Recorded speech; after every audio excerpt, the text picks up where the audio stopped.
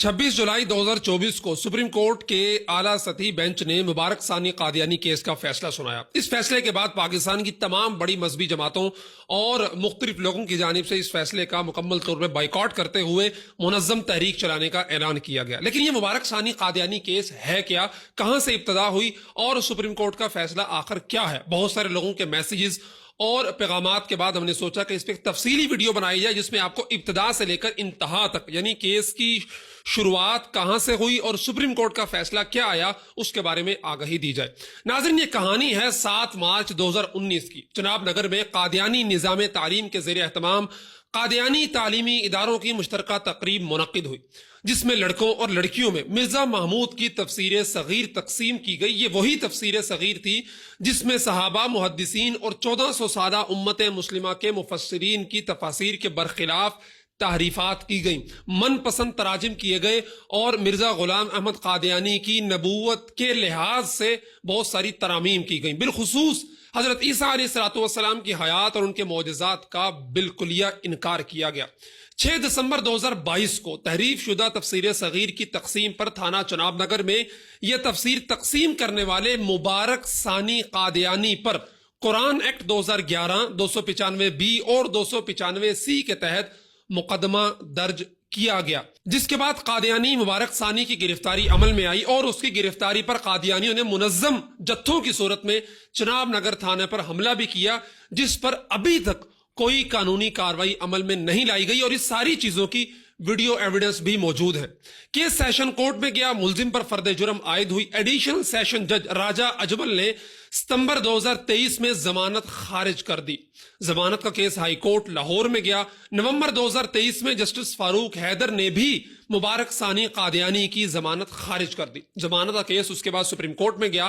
कादियानियों ने जमानत की दरखास्त दी तो 6 फरवरी 2024 को मुलजिम मुबारक अहमद सानी कादियानी को जमानत पर सुप्रीम कोर्ट ने बरी कर दिया, जिसके बाद मुल्क भर में सदाए एहतजाज बुलंद हुई और उस एहतजाज के नतीजे में हुकूमत पंजाब और बहुत सारी मजहबी जमातों ने सुप्रीम कोर्ट में उसी के फैसले के खिलाफ नजर सानी की दरखास्त दायर की, जिस पर सुप्रीम कोर्ट ने 26 फरवरी 2024 को मुल्क के अहम इदारों से राय तलब की, जिनमें दारुल कराची, जामिया इमदादिया, जामिया नईमिया, इस्लामी नजरियाती कौंसिल, जामिया सल्फिया, कुरान अकेडमी और जामिया मुहम्मदिया भेरा शामिल थे।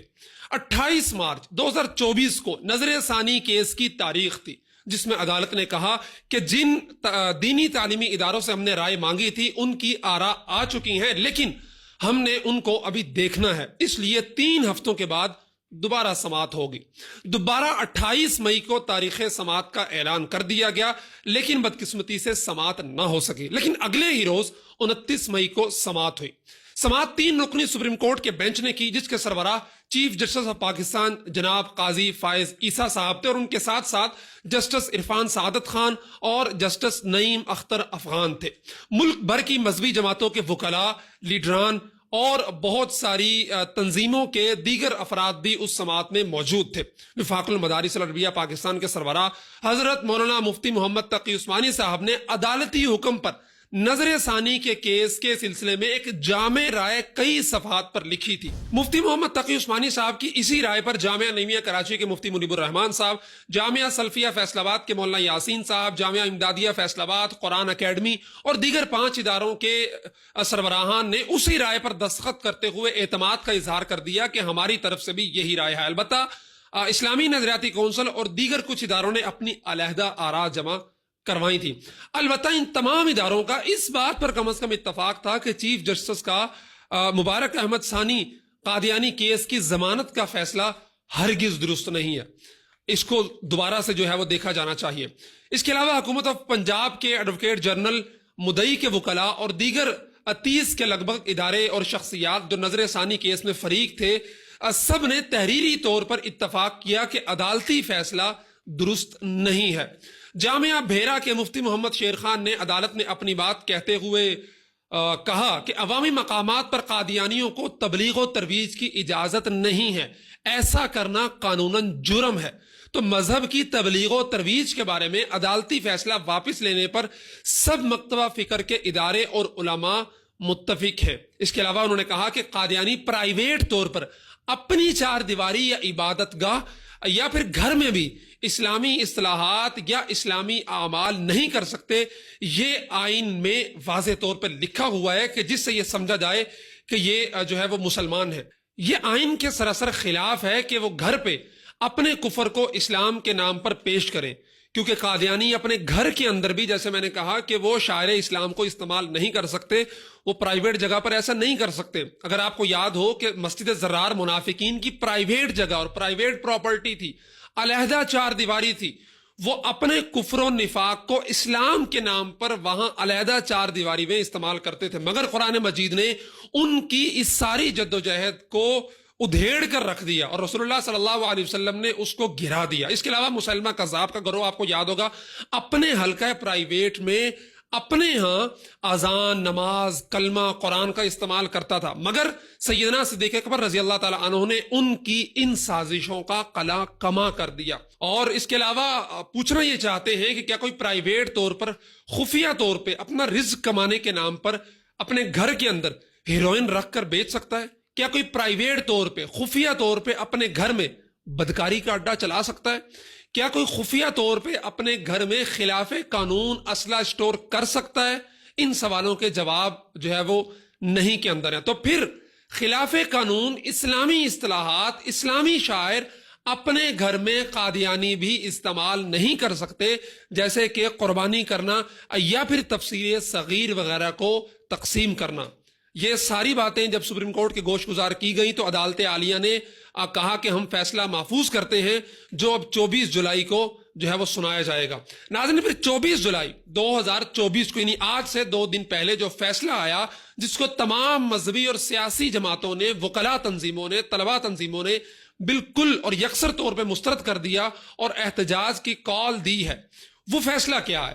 فیصلے میں کچھ بھی نیا نہیں ہے. یہ وہی جو نظر ثانی کیس کے اندر سپریم کورٹ نے پہلے کہا تھا، اسی سے ملتی جلتی باتیں ہیں کہ جن باتوں پہ بنیادی طور پہ اعتراضات دائر کیے گئے تھے انہیں مخاطب بنانے اور ان پہ بات کرنے کے بجائے سپریم کورٹ نے ایک دفعہ پھر سے ایک مبہم فیصلہ جاری کر دیا گیا ہے. مثلا فیصلے کی اگر آپ شق نمبر 6 دیکھیں کہ مبارک قادیانی پر پنجاب قرآن بورڈ کی دفعہ 7 لاگو نہیں ہوتی، بلکہ اس کا اطلاق ممنوعہ کتاب کے مصنف، ناشر، تابع یا ریکارڈ تیار کرنے والے پر لاگو ہوتا ہے. تو مبارک ثانی نے تو صرف تقسیم کی ہے، وہ نہ مصنف ہے، نہ اس نے طباعت اس کی ہے، نہ اس نے اس کو نشر کیا. تو سوال یہ ہے کہ تفسیر صغیر کتب کے جو طباعت کرنے والا ہے، جو ناشر ہے یا جو جس نے لکھی ہے، وہ تو جماعت مرزیہ ہے. تو اگر مبارک ثانی کے خلاف آپ نے کارروائی نہیں کرنی تو پھر جماعت مرزیہ کے خلاف آپ ایکشن لیں. تو بتائیں کہ اس کے خلاف کیا ایکشن لیا گیا، اس پر اس قانون کا اطلاق ہوگا یا نہیں ہوگا، اور اگر ہوگا تو کب ہوگا. اسی طرح شق نمبر 7 کے اندر کہا گیا ہے کہ 298C کا مبارک احمد قادیانی پر لاگو نہیں ہوتا، کیونکہ تفسیر صغیر مرزئی ادارہ میں تقسیم کی گئی ہے. یعنی گویا چیف جسٹس صاحب یہ لائسنس دے رہے ہیں کہ مرزئی اپنے اداروں کے اندر تحریف شدہ تراجم اور کفریہ عبارتوں والے مبنی لٹریچر کو جو ہے وہ تقسیم کر سکتے ہیں، ان پہ 295C نہیں لاگو ہوگا. حالانکہ یہ قانون بنا ہی انہی حرکتوں کی وجہ سے ہے کہ قرآن مجید کو تحریف کر کے کوئی اپنے گھر کے اندر بھی نہیں استعمال کر سکتا. قرآن مجید کے ترجمے کے اندر من پسند چیزیں شامل کر کے کوئی کہیں پہ تقسیم نہیں کر سکتا.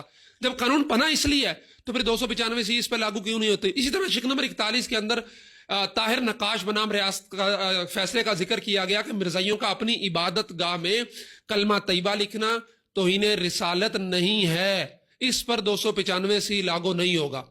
عجیب بات ہے کہ جج صاحبان کو معلوم ہی نہیں ہے کہ قادیانی لا الہ الا اللہ محمد رسول اللہ میں محمد سے مراد رسول اللہ صلی اللہ علیہ وسلم کو نہیں لیتے بلکہ مرزا ملون کو لیتے ہیں. اور یہ چیزیں قادیانیوں نے اپنے رسالوں کے اندر الفصل میں اور دیگر قادیانیوں کی جو کتابیں ہیں مرزا غلام محمد قادیانی کی خود لکھی ہوئی، ان کے اندر واضح طور پہ اس چیزوں کو دیکھا جا سکتا ہے. اسی طرح اگلی جو شق ہے 42، اس میں کہا گیا ہے کہ عوامی سطح پر خود کو مسلمانوں کے طور پر قادیانی پیش نہیں کریں گے، تاہم اپنے گھروں میں، عبادت گاہوں میں، مخصوص اداروں کے اندر انہیں قانون کے تحت مقرر کردہ جو گھر کی خلوت کا حق ہے وہ حاصل ہوگا. یعنی قادیانی اپنی حدود میں اسلامی شاعر استعمال کر سکتے ہیں. کتنی عجیب بات ہے کہ قادیانی جب گھر کے اندر ہوں گے تو وہ اسلامی شاعر استعمال کریں گے، یعنی وہ مسلمان ہوں گے، لیکن جب وہ باہر آ جائیں گے تو وہ غیر مسلم ہو جائیں گے اور اب انہیں اجازت نہیں ہے استعمال کرنے کی. یعنی ایک ہی آدمی گھر کے اندر مسلمان ہے، وہ کلمہ کر سکتا ہے، نماز پڑھ سکتا ہے، قربانی کر سکتا ہے، لیکن جو ہی گھر سے باہر آئے گا تو وہ غیر مسلم ہے. یہ تو آئین پاکستان کے خلاف ہے چیف جسٹس صاحب، اور عقل کے بھی خلاف ہے کہ ایک ہی شخص گھر میں مسلمان ہے اور باہر غیر مسلم ہے. یہ کون سا قاعدہ ہے، یہ کون سا قانون ہے؟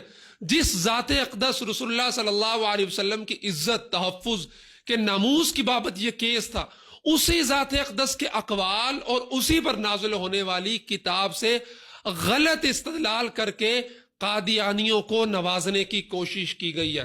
اور اسی وجہ سے اس فیصلے کے فوری بعد وہی سپریم کورٹ کے باہری تحریک لبیک پاکستان نے پریس کانفرنس کرتے ہوئے اس فیصلے کو جو ہے نا وہ مسترد کیا. جمعیت علماء اسلام نے مسترد کیا، عالم مجلس تحفظ ختم نبوت نے مسترد کیا، لیگل کمیشن نے مسترد کیا، مجلس احرار نے مسترد کیا، شبان ختم نبوت نے مسترد کیا. بہت سارے نام ہیں، کس چلے، سب نے مشترکہ طور پہ اجتماعی طور پہ مسترد کرتے ہوئے جمعے کے روز احتجاج کی کال دی کہ جناب ہم اس فیصلے کو کسی صورت نہیں مانتے. قادیانی گھر کے اندر ہو، دفتر کے اندر ہو، چوک میں ہو، چراہے میں ہو، وہ کافر ہے. اسے آئین کے مطابق کسی اسلامی شاعر کو استعمال کرنے کی اجازت ہرگز نہیں ہے. اور چیف جسٹس آف پاکستان کا یہ فیصلہ انتہائی مضحکہ خیز ہے، جو عقل کے بھی خلاف ہے، آئین کے بھی خلاف ہے، رسول اللہ صلی اللہ علیہ وسلم کی تعلیمات کے بھی خلاف ہے اور قرآن کے بھی خلاف ہے. اور جب تک اس فیصلے کو ریورس نہیں کیا جاتا تب تک دینی جماعتیں اور جتنے بھی اس سے متعلقہ لوگ ہیں وہ تحریک چلانے کے حوالے سے مکمل تیاریاں کر رہے ہیں. تو ناظرین، یہ تھی وہ پوری ہسٹری جو 2019 سے شروع ہوئی اور 24 جولائی 2024 کو آ کے اس کا ایک فیز اختتام پذیر ہوا ہے. اب نیکسٹ فیز جو کیوریوسٹی پیدا ہوئی ہے، جو ایک ہیجان برپا کیا سپریم کورٹ نے اپنے مبہم فیصلے سے، اپنے عجیب و غریب فیصلے سے، اس کا اگلا فیز شروع ہوگا دینی جماعتوں کے احتجاج سے، ان کے دھرنوں سے اور ان کے جو ہے نا وہ حکومت سے، اور یا سپریم کورٹ کے سامنے جو بھی کچھ ہوتا ہے وہ آنے والے دنوں کے اندر آپ دیکھ لیں گے. لیکن ایک چیز تو طے ہے کہ اس مسئلے کے اندر تمام تر دینی تنظیمیں، دینی جماعتیں اور ختم نبوت کے جتنے بھی فورم ہیں وہ سب تمام اختلافات کو بلا کے ایک پیج پہ ہیں اور سب مل کے مشترکہ لائحہ عمل تیار کرنے کے بارے میں سوچ و بچار کر رہے ہیں. اس لیے آنے والے دنوں کے اندر اس فیصلے کے خلاف ملک کے اندر بہت کچھ دیکھنے سننے کو مل سکتا ہے. لیکن اگر قاضی فائز عیسیٰ صاحب کوئی تھوڑی سی عقل مندی کا، دانش مندی کا مظاہرہ کریں اور خود ہی اس فیصلے کے بارے میں کچھ نہ کچھ کو فل کوٹ بنا کے یا کچھ بھی کر کے تین رکنی کی بجائے اس کے بارے میں سوچے، تاکہ ملک ایک دفعہ پھر انتشار و افتراق کی بجائے امن کی طرف جائے اور پاکستان کے 24-25 کروڑ مسلمانوں کے جذبات کو جو اس فیصلے سے ٹھیس پہنچی ہے اس کے بارے میں سپریم کورٹ کوئی مناسب اور قابل عمل حل نکالے جس سے پاکستان ان چیزوں سے محفوظ رہتے ہوئے آگے بڑھ سکے. بہت شکریہ.